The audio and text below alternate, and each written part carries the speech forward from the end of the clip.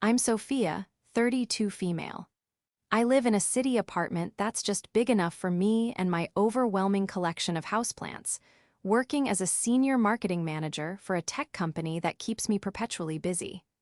My life is a structured chaos of deadlines, campaign launches, and caffeine, but it's a life I built myself, one I'm proud of. For years, however, a significant portion of the money I earned and the emotional energy I had was funneled back to my parents, a silent tax for being their successful daughter. That all ended on what was supposed to be a happy occasion. My mother's 57th birthday, a day that began with a 9-hour drive and ended with me severing ties I once thought were unbreakable. Before this story unfolds, I'd love to connect with you. Please let me know in the comments where you're watching from and what time it is in your corner of the world. It's amazing to see how far these stories can travel. The drive was a familiar beast, a 9-hour stretch of highway that connected my world of glass and steel high-rises to their world of quiet suburban streets. I'd made this trek countless times, for holidays, for birthdays, for vaguely defined, family emergencies that usually turned out to be a leaky faucet my dad, a retired contractor, simply didn't feel like fixing himself. This time, it was for my mom's birthday. I'd cleared my entire weekend, declining a crucial networking event my boss had strongly suggested I attend. Family first, I'd told my disappointed manager, a phrase that tasted like ash in my mouth even as I said it. The highway blurred into a monotonous ribbon of gray asphalt and green trees. I passed the time with podcasts about marketing trends and leadership, my mind only half listening as the other half rehearsed the weekend ahead. I'd need to feign interest in the neighborhood gossip, compliment my mother's cooking even if it was the same dry pot roast she'd made for 20 years, and listen to my father's predictable complaints about the government, the economy, and the younger generation. A generation he conveniently forgot I was a part of whenever he needed financial help. In the passenger seat sat a large, elegantly wrapped gift bag. Inside was a cashmere sweater my mom had pointed out in a catalog months ago, its price tag making her sigh with a dramatic, theatrical longing. "Oh, I could never," she'd said, a line I now recognized as a carefully crafted directive. Alongside it was a gift for my dad, a high-end bottle of scotch, a preemptive piece offering to smooth over any perceived slights from my busy work schedule. And tucked away in my purse was a card, inside which I had placed a check. This one was separate from the monthly rent money I sent them, a generous birthday bonus to ensure the celebration was perfect. I was, for all intents and purposes, the perfect daughter. I was successful, but not so successful that I was intimidating. I was independent, but not so independent that I didn't call every Sunday. And most importantly, I was generous. My generosity was the glue that held our family together. It paid for the new roof on their house 2 summers ago. It covered the unexpected property tax increase last year. It funded their yearly vacation to the same lukewarm beach resort. My older sister, Megan, a freelance graphic designer, contributed what she could, but her income was less stable. The real financial burden, the role of the family safety net, fell squarely on my shoulders. I had accepted this role without question, believing it was simply what good daughters did. As I pulled off the highway and onto the familiar local roads, a sense of weary anticipation settled over me. My shoulders ached from the drive, and my eyes were gritty with fatigue. All I wanted was a warm hug from my mom, a hot meal, and a quiet evening. I pictured the dinner table, my mom at one end, my dad at the other, me and Megan on either side. A simple, happy family portrait. The image was so clear, so comforting, that it almost made the 9 hours of traffic and the sacrificed work event feel worthwhile. The sun was beginning to set as I turned onto their street, casting a golden glow over the manicured lawns and identical houses. Their home looked the same as always, the lawn neatly trimmed, the flower beds bursting with my mother's prize-winning roses. I saw a few cars parked out front, which was a little surprising. I assumed it would just be the 4 of us for the first night. Maybe they'd invited a few friends for a small pre-birthday toast. That was fine. I could handle small talk for an hour before collapsing into bed. I gathered the gift bag and my overnight duffel, locked my car, and walked up the familiar concrete path. The front door was slightly ajar, and I could hear the murmur of voices and laughter from inside. A knot of anxiety tightened in my stomach, an old, familiar feeling I could never quite shake when I came home. It was the feeling of being a G. Used in a place that was supposed to be my own, of needing to perform, to be the person they expected me to be. Taking a deep breath, I pushed the door open and stepped inside. "Hello," I called out, my voice bright and cheerful. "I'm here." The conversation in the dining room paused for a moment. My mom appeared in the doorway, her face lit up in a smile that didn't quite reach her eyes. "Sophia, you made it. We were wondering when you'd get in." She gave me a quick, papery hug, her attention already drifting back to the guests in the other room. There was no mention of the long drive, no comment on how tired I must be. It was a welcome that felt more like an acknowledgement, a box being ticked. My dad Ewan walked over, a glass of scotch, not the one I'd bought, I noted in his hand. "Traffic bad?" he asked, his standard perfunctory greeting. Before I could answer, he turned and gestured towards the dining room. "Come on, grab a plate. Your mother made her pot roast." I followed them into the room, my smile feeling stiff and plastered on my face. The dining table, the one from my childhood daydreams, was indeed full. My parents were there. My sister Megan wasn't, which was strange. She only lived 30 minutes away. And seated around the table were 3 of their friends and their neighbor, Rachel. There were 6 people already seated. The table was set for 6.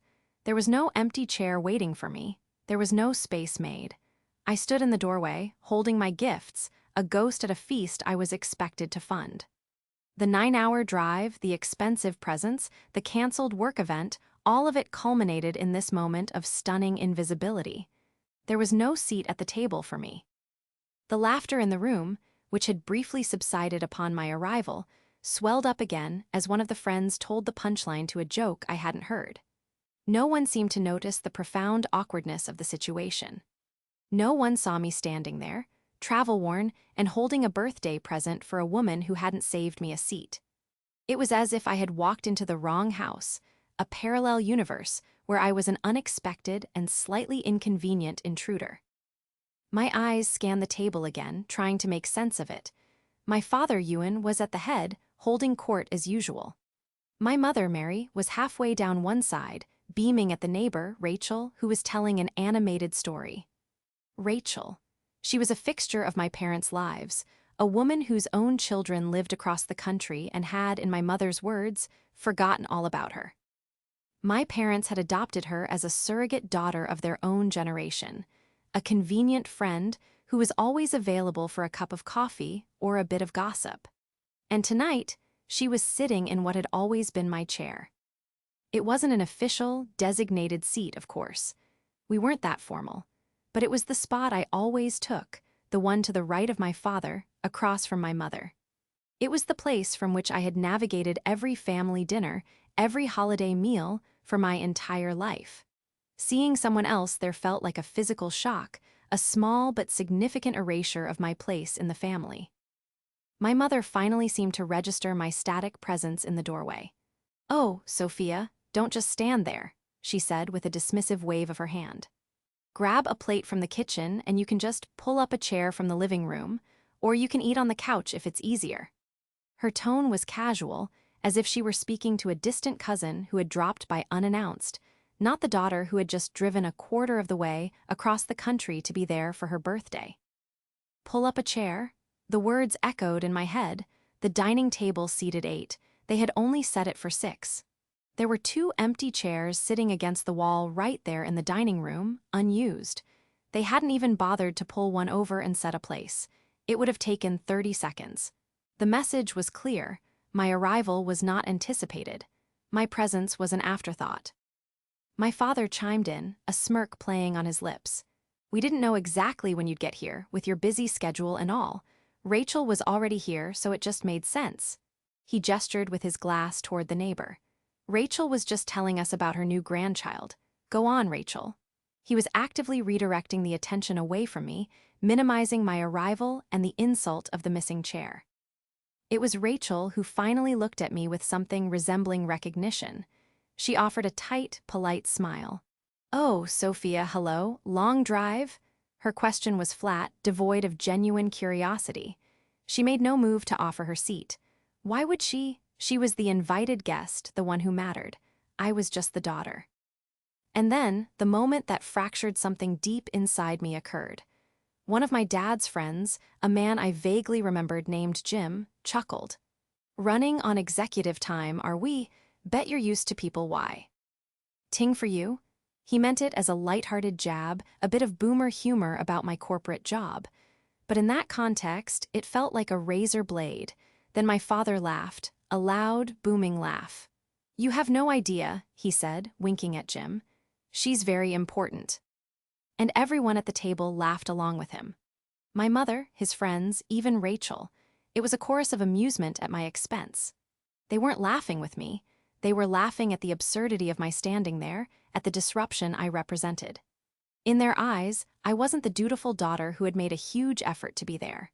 I was the important executive who was too busy for family, who had arrived late and now expected them to rearrange their cozy little party for her. They had woven a narrative about me that suited them and my actual actions. The drive, the gifts, the sacrifice were irrelevant. Something inside me, a tightly wound coil of resentment I hadn't even known I was carrying, snapped. For years, I had swallowed these small slights, these casual dismissals. I told myself it was just their way. They were from a different generation. They didn't mean anything by it. But the sound of their collective laughter, echoing in the dining room while I stood there like a stranger, was a truth I could no longer ignore. This wasn't a mistake. This was a statement. I was their utility, not their daughter. I was the ATM, the problem solver, the reliable source of funds, but I was not worthy of a seat at the table until it was convenient for them. I just nodded. I didn't say a word. I didn't cry or yell or demand an apology. I offered them a small, tight smile that I hoped looked serene but felt like a mask of ice. "You know what?" I said, my voice surprisingly calm and even. "I am actually exhausted from the drive. I think I'm just going to go check into a hotel and get some sleep. I'll see you tomorrow." My mother's face flickered with surprise, then a hint of annoyance. "A hotel? Don't be ridiculous, Sophia. Your room is all ready for you." "Your room?" The room filled with my old high school trophies and dusty stuffed animals, the room that felt less like a bedroom and more like a museum of a person I no longer was. "No, it's okay," I insisted gently. "I don't want to be a bother. You all seem to be having a lovely time. I'll just get out of your hair." Before they could protest further, I placed the gift bag on the floor just inside the doorway. "Happy birthday, Mom. I'll call you in the morning." I didn't wait for a response. I turned around, walked out the front door, and closed it quietly behind me. The sound of their laughter was still ringing in my ears as I got back into my car. I didn't look back. I just drove. The drive away from my parents' house was surreal. My hands were steady on the steering wheel, my breathing was even, but my mind was a raging storm. The laughter from the dinner table was on a loop, each chuckle a fresh stab of humiliation. I had spent my entire adult life trying to earn their respect, trying to be the daughter they could be proud of. I'd thought my success and financial support were the currency for their affection. Now I saw with blinding clarity that I had simply been paying for a service, the illusion of a loving family, and the service was no longer worth the price.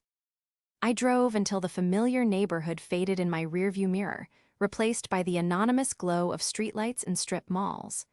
I pulled out my phone and typed "hotel near me" into the search bar. The first decent-looking option that popped up was a chain hotel just off the highway. It was impersonal and bland, which was exactly what I needed. I wanted a space with no memories, no expectations, no ghosts of who I was supposed to be. The check-in process was a blur. The polite receptionist, the sterile scent of the lobby, the quiet hum of the elevator, it all felt like a scene from a movie, and I was just an actress playing a part. I booked a room for 2 nights. I didn't know what would happen tomorrow, but I knew with absolute certainty that I would not be sleeping under my parents' roof. I needed a fortress, and this generic hotel room with its beige walls and stiff corporate art would have to do. Once inside, I locked the door, dropped my duffel bag on the floor, and sat on the edge of the perfectly made bed. The silence was deafening. There were no missed calls, no frantic texts from my mother asking where I'd gone. Their party was likely still in full swing, my abrupt departure already a forgotten footnote, or perhaps a juicy new anecdote for them to share. You won't believe what the important Sophia did tonight. The numbness that had carried me out of their house began to recede, replaced by a deep, aching hurt. It wasn't the kind of sharp pain that makes you cry. It was a heavy, crushing weight in my chest. I had driven 9 hours. I had bought a ridiculously expensive sweater. I had rearranged my professional life foe. A woman who gave my seat to a neighbor, and a father who laughed at my humiliation. I laid back on the bed, staring at the textured ceiling, and let the reality of it all wash over me. For years, I had operated on a system of transactional love. I provide money and dutiful appearances. They provide a semblance of parental affection. But the transaction was broken. They had failed to hold up their end of the bargain. The least they could do was pretend to value my presence. They couldn't even manage that. My phone buzzed on the nightstand, startling me out of my thoughts. An hour had passed. I half expected it to be my sister, Megan, wondering why I wasn't at the party. She was usually the family mediator, the one who tried to smooth over the cracks in our fragile facade. But it wasn't her. It was a text from my dad. My heart gave a hopeful little flutter. Was it an apology? Was he asking if I was okay? I sat up and reached for the phone. The message on the screen was short and to the point. Where's the rent money? It didn't come through. I read the text once, then twice, then a third time. Disbelief washed over me, so potent it felt like ice water flooding my veins. There was no, "Are you okay?" No, "Why did you leave?" No, "We're worried about you." Just a cold, blunt demand for money. After everything that had just happened, after the blatant disrespect and public humiliation, his only concern was the monthly payment. I wasn't his daughter who had been hurt. I was his tenant who was late with the rent. That was it. That was the moment the hurt transformed into something else entirely. It became a cold, hard, clarifying anger. The kind of anger that burns away all the fog of obligation and sentimentality, leaving only the sharp, undeniable truth. I had been a fool. My love, my time, my money, it meant nothing to them beyond its utility. The laughter at the dinner table was the symptom. This text message was the diagnosis. My relationship with my parents was a terminal case of exploitation. Without a moment of hesitation, I opened my banking app. For the last 5 years, my father had been a co-signer on a joint checking account with me. It was set up under the guise of an emergency fund, a way for him to access money if anything ever happened to me. In reality, it was the account from which I transferred their monthly rent, money, and paid for any of their other expenses. It gave him visibility into my finances, a level of control I had foolishly allowed. It was time to reclaim my power. My fingers moved quickly across the screen. I found the option to transfer funds.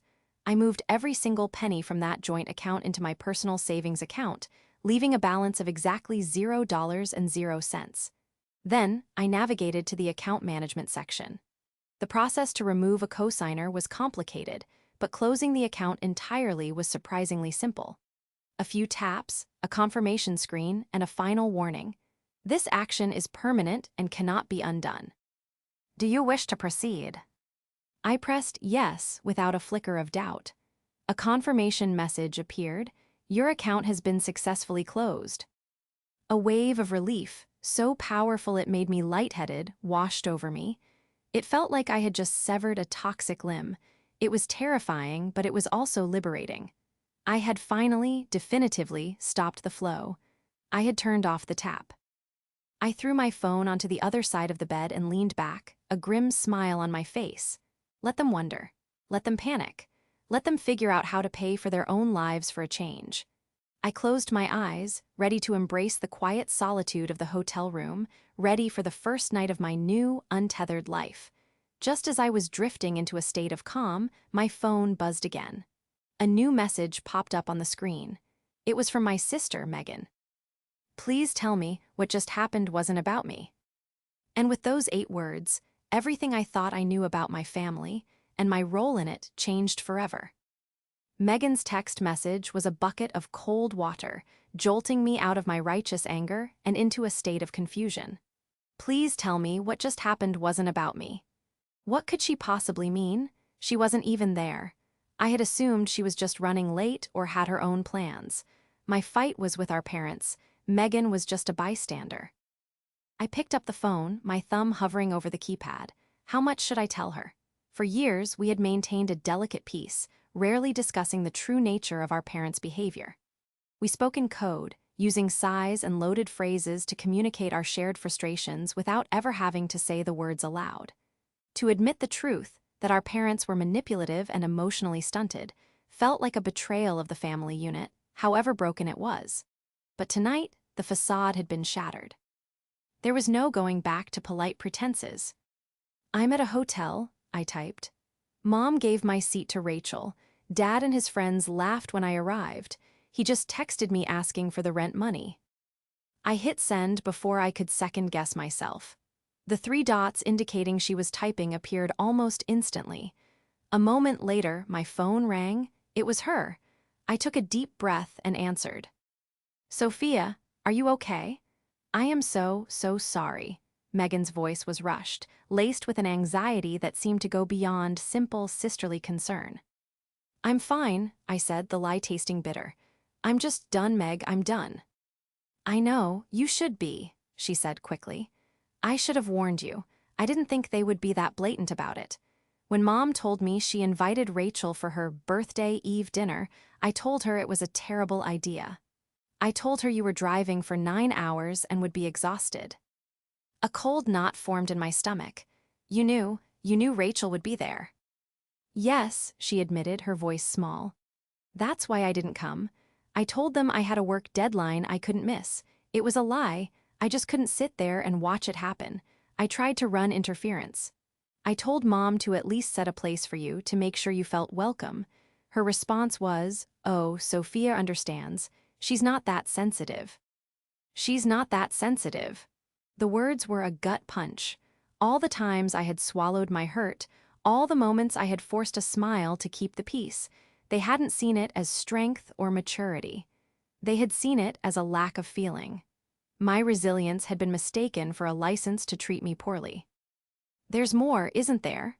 I asked, a sense of dread creeping over me. The tone of her initial text message suddenly made a terrifying amount of sense. Megan sighed, a long, weary sound that seemed to carry years of unspoken frustration. "Yes, the reason I thought it might be about me is we had a huge fight last week. Dad wanted me to co-sign a loan for him to buy a new truck. He said his credit wasn't great and my name would help. The payments would have been huge, Sophia.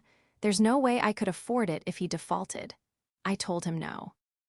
I felt a surge of pride for my sister, quickly followed by a dawning horror. "Let me guess," I said, my voice dripping with sarcasm. "He didn't take it well." "That's the understatement of the century," Megan replied. "He called me ungrateful. He said I was selfish. He brought up the fact that you, his truly successful daughter, had never said no to him. He literally used you as a weapon against me, telling me how you always step up, how you understand what fa. Miley means. It was a whole performance. Mom just sat there and nodded along, of course." The pieces clicked into place with sickening precision. Tonight's dinner wasn't just a thoughtless oversight. It was a calculated display of punishment and preference. By giving my seat to Rachel, the ever-agreeable neighbor, they were sending a message to Megan. "This is what happens when you disappoint us. You become invisible. You are replaced." And by inviting me, the good daughter, they intended to use my presence to twist the knife even further. They probably expected me to sit on the couch, eat from a plate on my lap, and smile through the whole humiliating ordeal, thereby proving my loyalty in contrast to Megan's defiance. My arrival wasn't an afterthought. It was a crucial part of their manipulative little play. "So they were using me to punish you," I said, my voice flat. "And they were using Rachel as my stand-in," she confirmed. "Rachel, who tells them what they want to hear. Rachel, who thinks Dad is the funniest man alive and Mom is a saint. She gives them the validation they crave, with none of the pesky boundaries or financial limitations that their actual children have. A wave of nausea rolled over me. All this time, I thought I was the family savior, the one holding everything together with my checkbook. But I was just a tool, a pawn in their petty games of control and emotional manipulation. My generosity hadn't bought me love, it had bought me a leading role in their toxic drama. "They've been doing this for years, Soph," Megan continued, her voice gaining strength as she finally let the truth out. "They pit us against each other. When I was struggling to get my freelance business off the ground, they'd talk about your stable corporate job. When you were working late and couldn't make a family thing, they'd praise me for always being available. They create these narratives about us. You're the rich but absent one, I'm the artistic but broke one.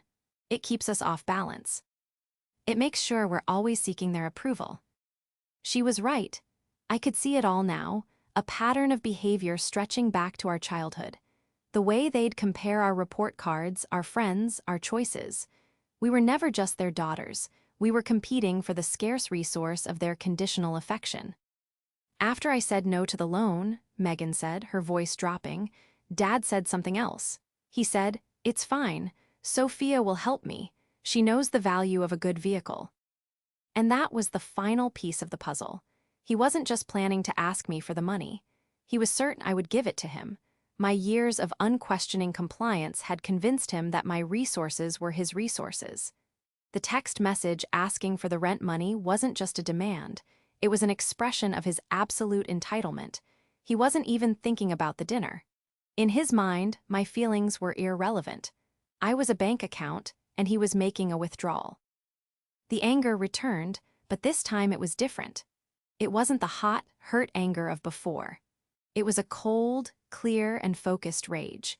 It was directed not just at the insult of the dinner, but at the entire rotten foundation of our family. My decision to close the account, which had felt like a simple act of rebellion just moments before, now felt like the first move in a war I didn't even know I was fighting. "Thank you for telling me, Meg," I said, my voice steady. "Thank you for being honest." "I'm sorry it took me so long," she whispered. "I was scared." "I know," I said. "Me too, but not anymore." The rest of the conversation with Megan was a flood of shared memories, re-examined through this new, painful lens.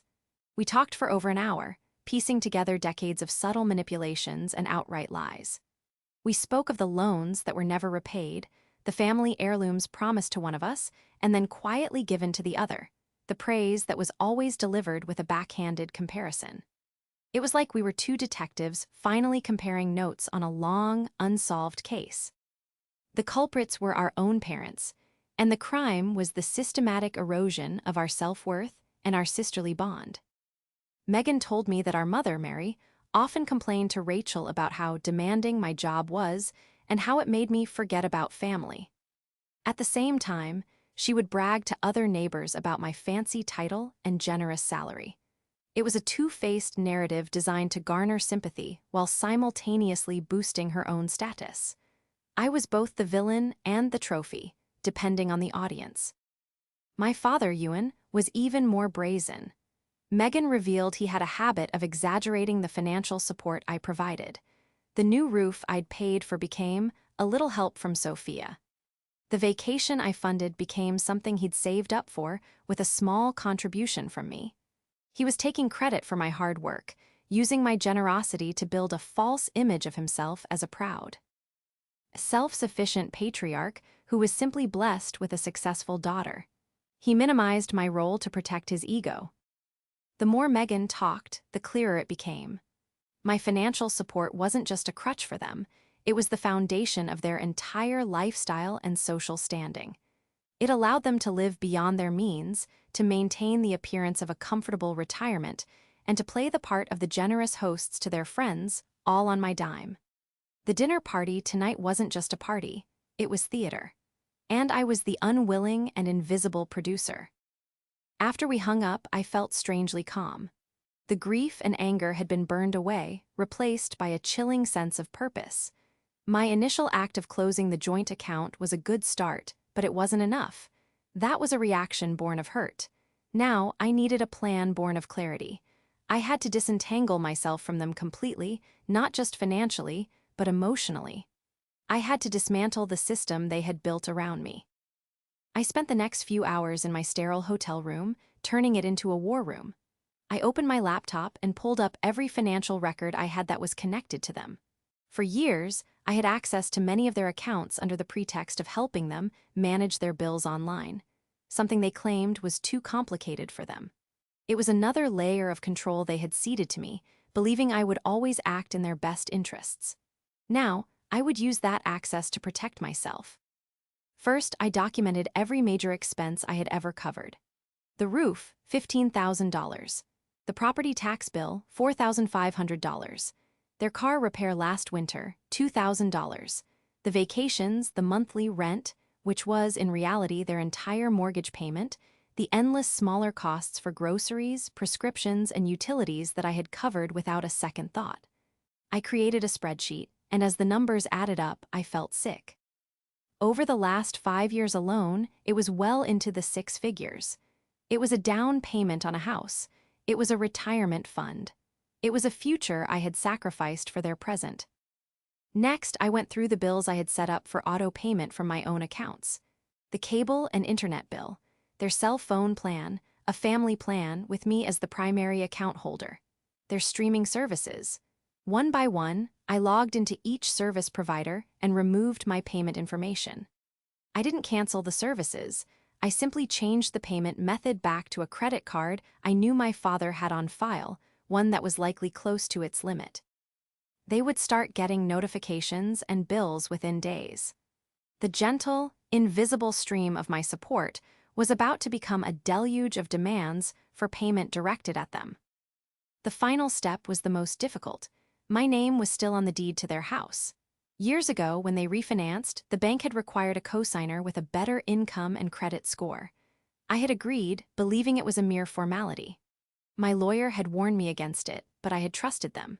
Now, I saw it for what it was, the ultimate tether, making me legally responsible for their largest asset. Untangling that would be a legal process, one that would require their cooperation. It was my only remaining vulnerability, and I knew they would use it as a bargaining chip. As the sun began to rise, casting a pale light into my hotel room, my phone started buzzing incessantly. First, it was my dad, a text. "What did you do? The account is gone." Followed by another, "This isn't funny, Sophia, call me now." Then a string of missed calls. When I didn't answer him, my mother started. Her texts were more emotional, a mix of confusion and feigned concern. "Sophia, honey, what's wrong? Your father is very upset. We're worried about you." Worried? They weren't worried when I walked out of their house into the night. They weren't worried when they laughed in my face. They were worried now because the money was gone. Their concern was directly proportional to their financial inconvenience. I read their frantic messages with a sense of detached observation. It was like watching a nature documentary about two predators who had just discovered their primary food source had vanished overnight. The panic, the confusion, the aggression, it was all so predictable. I didn't respond to any of them. Silence was my new weapon. Let them sit in the mess they had created. Let them feel the consequences of their actions for the first time in years.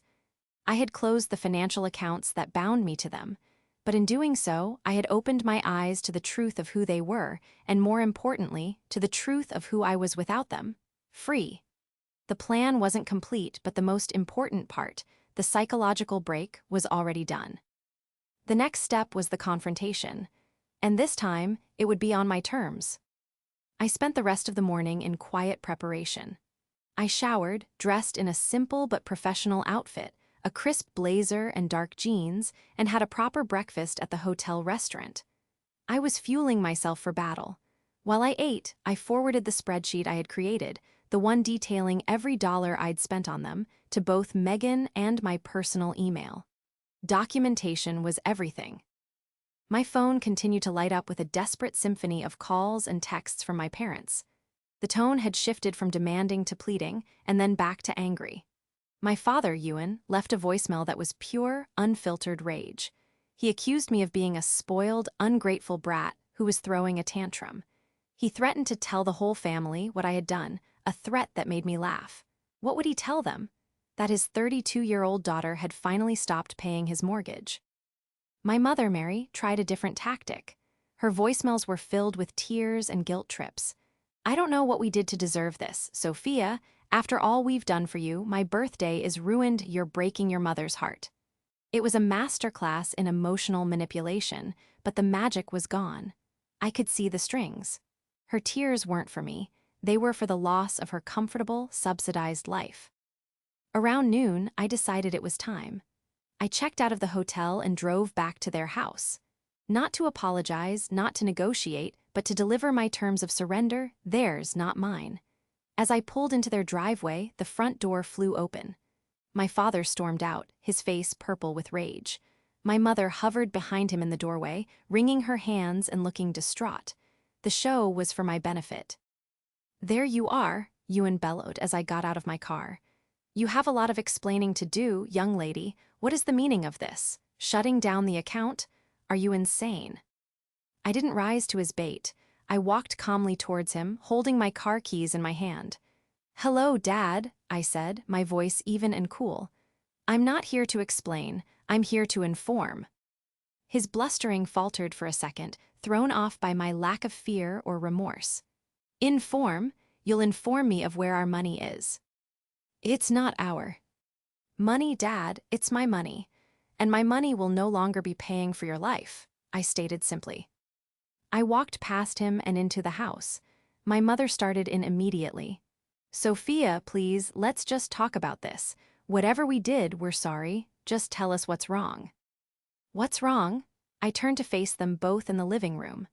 The remnants of the dinner party, a few stray napkins, a wine glass on a coaster, were still visible. "What's wrong is that for years, you have treated me not as a daughter, but as a financial resource. What's wrong is that you humiliated me in front of your friends, and your first and only concern was a missed payment." Ewan scoffed, crossing his arms. "Oh, here we go. This is about the stupid chair? You're going to destroy this family over a chair? I knew you were sensitive, but this is pathetic." "It was never about the chair," I said, looking him directly in the eye. "The chair was just the final confirmation of a truth I've been avoiding for a long time. The truth is that you don't respect me. You resent my success even as you depend on it. And you use me as a weapon to manipulate your other daughter." The color drained from my mother's face. "That's not true. We love you and Megan equally." "Do you?" I shot back. "Then why did you tell Megan that I was the truly successful daughter who never said no, right after she refused to co-sign a loan for a truck you can't afford? Why was your birthday dinner a calculated performance to punish her and flaunt my compliance?" They were both stunned into silence. They had no idea Megan and I had spoken. Their entire strategy of divide and conquer had just blown up in their faces. "Megan and I have been talking," I said, letting the words hang in the air. "About everything. The lies, the way you've played us against each other since we were children. The way you minimize my contributions to protect your ego, Dad. The way you complain about me to your neighbors while bragging about my salary, Mom." I saw the flicker of panic in their eyes as they realized their carefully constructed world was crumbling. They had lost control of the narrative. "Now, here is what is going to happen," I continued, my voice firm and unwavering. "The joint account is closed permanently. All the bills I was paying for you have been returned to your name. You are now responsible for your own expenses. And finally, we are going to see a lawyer next week to have my name removed from the deed of this house." That was the final blow. Ewan's face contorted with fury. "You can't do that. You're a co-signer. You are responsible." "You're right," I said calmly. "Which is why I have two options. Option one is you cooperate fully. We sign the papers and I walk away. You can figure out how to refinance the house on your own. Option two is I refuse to cooperate. I remain on the deed, but I also consult a lawyer about forcing a partition sale of the property to recoup the hundreds of thousands of dollars I have invested in it over the years. I have a very detailed spreadsheet." The threat was real, and they knew it. The house was their only significant asset. The thought of being forced to sell it, to lose their home because of their own greed, was their worst nightmare. My father, the proud patriarch, was rendered speechless. My mother burst into tears again, but this time they sounded different. They weren't the crocodile tears of manipulation, they were the desperate sobs of someone who had just lost everything. "Sophia, please," she begged. "Don't do this to us. We're your parents. We love you." "Love?" I asked, the word feeling foreign and strange. "Your version of love is conditional, it's transactional, and I am no longer interested in doing business with you. You have 1 week to decide which option you'd prefer. Let me know through your lawyer." I turned and walked towards the door, feeling a profound sense of finality. I had said everything I needed to say. I had taken back my power. As I opened the door to leave, my mother made one last, desperate plea. "But what about my unsent messages?" she cried out. I paused, my hand on the doorknob, and turned back to her, confused. "What are you talking about?" "Last night," she sobbed, holding up her phone. "After you left, I typed out so many messages to you. Apologies, I didn't know how to say it, I never sent them. But they're there, I was sorry, I just froze."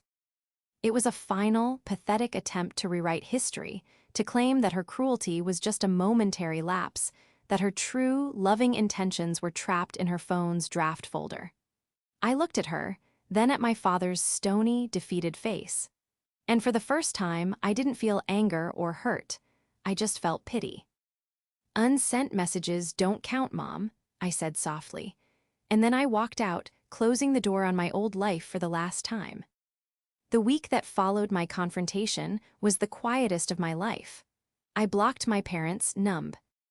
RS instructing them to have any communication go through my lawyer. The silence was jarring at first. The absence of their constant, low-level demands left a void. There were no Sunday calls to endure, no passive-aggressive texts to decipher, no financial fires to put out. It was a strange and unsettling peace, but with each passing day, it felt more and more like freedom. I used the time to reconnect with Megan.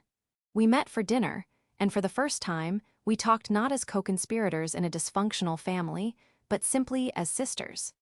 We shared stories from our childhood, laughing at the absurdity of some of the situations we had endured. We mourned the relationship we could have had if we hadn't been constantly positioned as rivals. By the end of the night, I felt like I had gained a sister, even as I was losing my parents. We made a pact to build our own version of family, one based on honesty, respect, and unconditional support. My lawyer called me 4 days later. My parents had, as expected, chosen option 1. They had retained their own counsel and agreed to cooperate fully in removing my name from the house deed. Their lawyer tried to make a few half-hearted requests for a severance package or a transitional fund to help them adjust.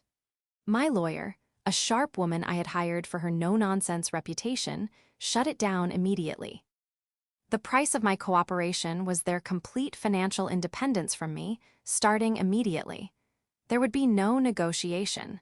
They quickly folded. The process took several weeks. Signing the papers in my lawyer's office was an anticlimactic affair. I felt no surge of triumph, no lingering anger.